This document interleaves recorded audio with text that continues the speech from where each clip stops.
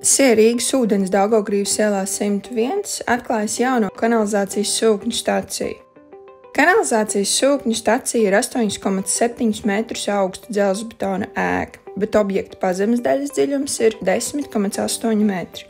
Objekta būvniecība tika sākta 2021. gada pavasarī. To veica būvfirma SIE Velve, būvdarbu līguma kopējā summa 13,4 miljonu eiro. Vecā un tagad jau nojauktā kanalizācijas sūkņu stacija Daugavgrīvas ielā 101 darbojās vairāk nekā 30 gadus, un tā bija savu laiku nokalpojusi gan tehniski, gan morāli. No ekonomijas viedokļa lielākais ieguvums no jaunās stacijas ir tehnoloģiskā ūdens un elektroenerģijas patēriņa ietaupījums. Ja vecās stacijas iekārtu dzesēšanai gadā bija nepieciešami aptuveni 300,000 kubikmetri ūdens, tad jaunajā stacijā ūdens dzesēšanai nav jāizmanto vispār, bet elektroenerģijas patēriņu, salīdzinot ar veco staciju, plānots samazināt par aptuveni 2,5 miljoniem kilovatu, jeb 55% gadā.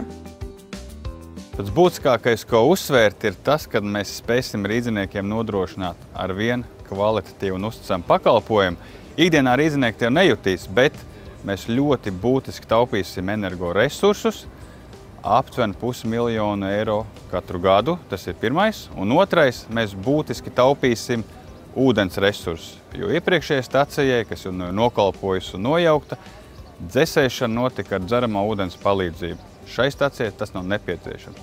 Un visbeidzot, pilnībā automatizēta sūkņu stacija, kas dod mums paļāvību, kad precīzi algoritmi strādās tiem paredzētajā laikā. Pēc aptuveniem aprēķiniem, jaunā sūkņu stacija ļaus gadā ieekonomēt ap 680,000 eiro. Turklāt, tā ir arī videi ievērojami draudzīgāka un eksploatācijā drošāka.